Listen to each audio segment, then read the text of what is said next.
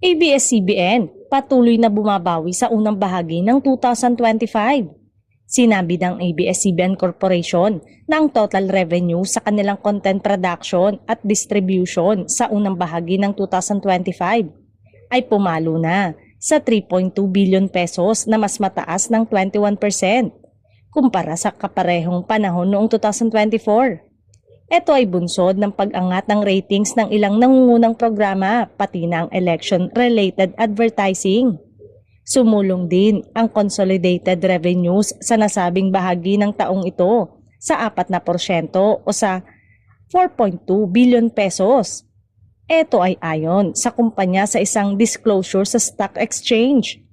Lumaki rin ang advertising revenue nito dahil sa mga advertising dahil sa patuloy na pagtaas ng ratings ng mga nangungunang primetime show na FPJ, Batang Quiapo at Incognito. Gayon din sa noontime block sa pamamagitan ng It's Showtime.